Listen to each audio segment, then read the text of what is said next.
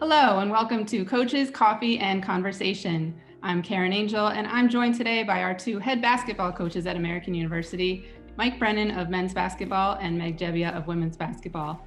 I want to thank you so much for being on the show today, and let's jump right into the exciting news of the week, which was the Patriot League announcement of the 16-game league schedules that'll start on January 2nd. Can you both talk about your reaction and your team's reaction to that news and what you're focusing on right now? Well, I think we were just relieved to, have something concrete, to have a schedule, to know that it's in place, to know that we're going to play games, just because so much has been up in the air, since March. We've been telling these kids almost something different daily, just because things change so much. So to have, and I give the league and, AU and our, the school and the department and, all the schools credit for being able to put something together. So the kids can compete. So they're excited, and it makes practice a lot easier to where you have something to look forward to. Yeah, I mean, I would totally agree with Mike on what he's saying, because I think it was just this, you could almost visually see the weights lifted off their shoulders when they saw the schedule, like super excited, knowing that, we get to compete in the league. Obviously, seeing that we had to play Loyola 6 times and Navy 4 times wasn't the most exciting thing, just because you want to be able to compete with everybody in the conference. But they understood it. They understood the reason why, and the safety and the travel issues and things that we're facing right now has to be, forefront of our minds. So it was just excitement, exhilaration, and they were so happy to get started with the phase 2 and the practice piece of it. Yeah, and you spoke about, the content of that schedule, how it's very different than a normal league schedule. Does it change your kind of coaching styles and motivation styles at all to when you're going to have to get these kids amped up to play some of the same teams over and over again? I think the talk of how you always say, it's hard to beat a team 3 times. I'm gonna have to change that that speech to 6 times or 4 times. And potentially you could see them in the conference tournament too. So that might be 7 or 5, depending on who you're playing. But I do think it's going to change things. It's going to be interesting. I think it's going to be trial and error, right? I mean, obviously we have 11 healthy bodies. So probably everyone's going to have to get some minutes within the 2 games during the weekend. And obviously you also have to win. So if you're only playing 7 or 8 in one game, you got to stick with it. You stick with it to get the W. But it is going to challenge us, and it's going to challenge the players even more, just making sure that they're getting the rest that they need, right? And eating correctly and all that kind of stuff that is really important. Yeah, actually the funny thing with us about playing Loyola, so the head coach, Tavares Hardy, played for Coach Bill Carmody and then coached with him for a long time. So it makes me think of the first time that I played against Coach Carmody at Holy Cross. Like, we were running essentially the same offense, and we used the same terminology. So both of us were shouting out, point, and these terms that we were both using. But I was shouting it on defense. Hey, that's what they're running. And he was trying to get his new team to run it. So he's shouting it out. And, we have a lot of new guys this year, and I know Tavares does too. So it'll be sort of a duplicate of that, where we'll both be trying to get our guys to recognize, these sets, whether we're on offense or defense. So it's hopefully after 6 games, we'll have a better feel. Who is excited? I think our assistant coaches are excited, right? Less scouts, Mike, that whole thing. I mean, they're super excited. 2 scouts at most, for now anyway. Right, exactly. Hey, there's always a bright side, right? Yeah. And you talked about the readiness aspect. I know we got into training, a little bit later. The university is taking, great precautions in the department. But you now have a little extra time without non-conference games. Do you feel like you'll be as ready as you can? And what do you focus on right now in this last month and a half before that schedule starts? For us, it's, we're obviously behind all the other schools. And I don't think I don't say that in a bad way. I think AU has been very forward thinking, and we never, told our guys one thing and then something changed a week later. So we've always been consistent with how we've approached this, and obviously, safety first. And at the end of the day, I think we were definitely forward thinking, and our players and the families appreciate that. Now, having said that, we're, going to be very far behind. But to be honest, because of the smaller groups, it's kind of, for me, it's made me, go back and sort of reiterate some teaching points that I might have overlooked in the past. And it has slowed down the teaching progress, but in a good way. I think our guys are learning more, as opposed to just being, always feeling the pressure to get to the next thing, get a baseline out of bounds play in, get your, press break in, where now it's just like, hey, that guy's open, throw him the ball, just whatever, simple little things. So I don't know how it's been for you, Meg, but that's, been what it's been like with us. Yeah, I couldn't agree with Mike more and what he said about how our schools approach this.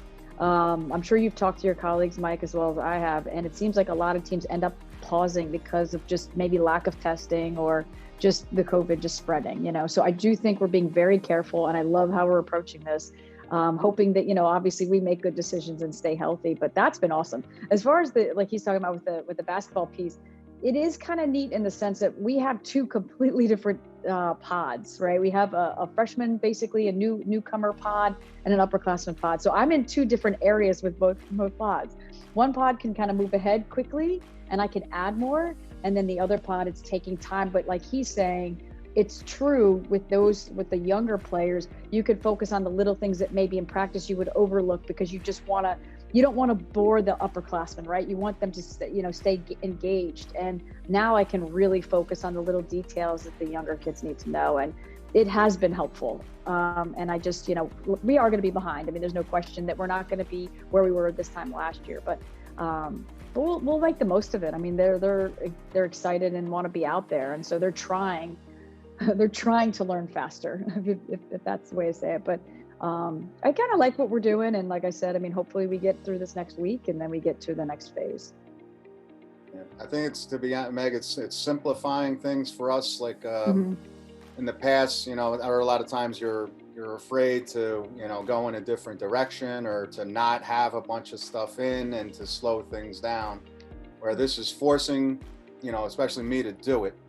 So I'm curious, I hope that by dumbing things down and simplifying things, and that we're still able to compete, and that'll just help us, go forward and not feel so much pressure to, have everything in by that first game. Yeah, I feel like I'm putting in less for sure, and just trying to be good at the little things, the I don't know, your philosophy or whatever it is that you're trying to follow, and hopefully it helps. Now, going back in time a little bit, you did finish your seasons last year, and we do now have a schedule upcoming. So maybe your teams haven't faced some of the obstacles that others of our teams have. But this semester has been tough on everyone. Online classes, not being able to see each other the way you normally would, have team meetings, team bonding kind of things. Can you talk about how your teams have come together and been communicating, and any ways that they've made you proud over this whole, last 8 months? I would say just the leadership aspect of the upperclassmen. We have 7 returners, which is helpful, and 4 freshmen. So them making sure that people are where they need to be on time. Just making sure that, like, if they have questions about the things that we have put in our base offense, that they're trying to teach them through things as well as we are. But we've been able to do a couple of Zoom meetings, like when we weren't on the court, just doing some X's and O's through Zoom. We've been, we meet with a mental performance coach, Brian Levinson, every year, a couple times a year, and we purchased his book for them to read, and then we'll probably start talking about it in sometime in mid to late December, just to kind of get their minds thinking more about basketball. And if we can do that and keep them engaged and thinking about the season, I feel pretty good about where we're going to be, just because we have that leadership from the 7 returners. Yeah, no, I mean, the leadership is so important. At the beginning, when everybody had to go home in March, I think everybody felt like they had to be doing something. And I mean, at that point, you had to, sort of pass along a lot of information because everything was new. But then once everyone fell into a routine, we kind of got zoomed out. It's like, all right, enough.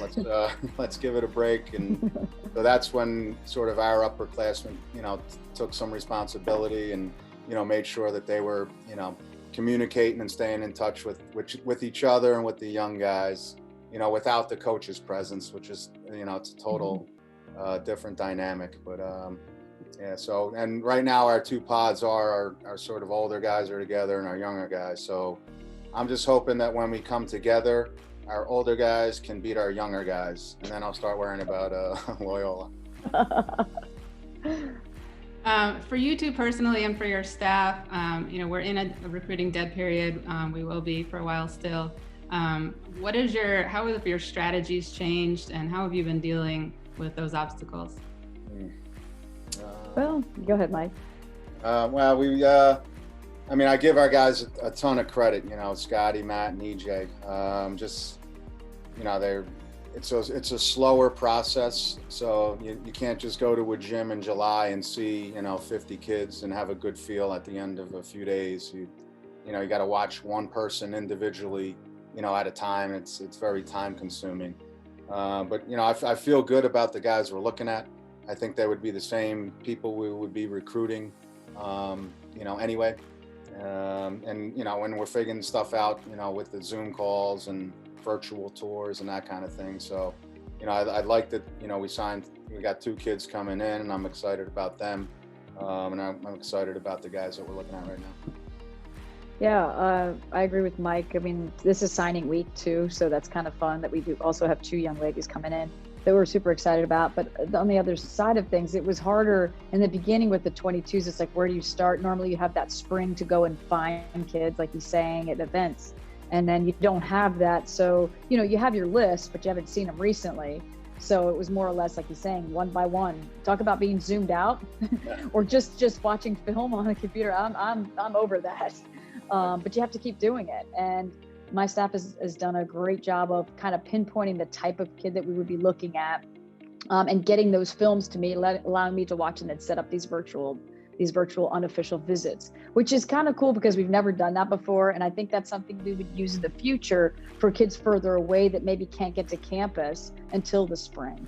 That's something that I know we'll keep using, and it just kind of opened my eyes a little bit. I mean, we're still doing the letter writing and the things that we normally do, and sending stuff out in the mail. But I think for the most part, it was just, getting ahead. And I actually feel more ahead with the 22 class than any class we've ever had, because I've been forced to sit down in front of my computer and watch the film. So I feel good about it. I think the big question is going to be, with the extra year and things like that these kids are going to be granted, how do you go about your recruiting that way? That's going to be the struggle moving forward. Yeah. The other thing too, it's like, I always thought this, like, we're running around in July, flying all over the country, taking red eyes. I got to get to gym X, Y, and Z, and losing your mind. And so now this is the complete opposite. But I still feel like that the guys we're recruiting are good, and I like them. And if we sign a few, we'll be in just as good a position. So it might I don't know if the rules will change a ton, but it might sort of everybody might relax just a little bit, because we're all always just running around all over the place like crazy. Mike, do you feel like you might get in with some better kids just because not everyone's in the gym seeing the same courts? Well, I do, but it's still, I don't know if they're actually those better kids. It's still, sure, you're not sure.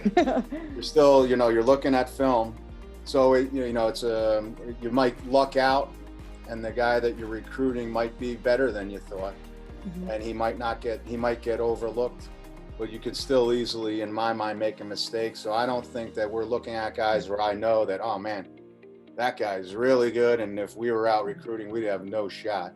Because it's still hard. There's still something about seeing kids in person and, I agree. Watching them, how they react to coaching and how hard they play, how big they are. Everyone says they're 2 inches taller than they are. And, so now, having said all that, as soon as this stuff is over, the restrictions, I'm sure we'll all be back out and running around. Yeah.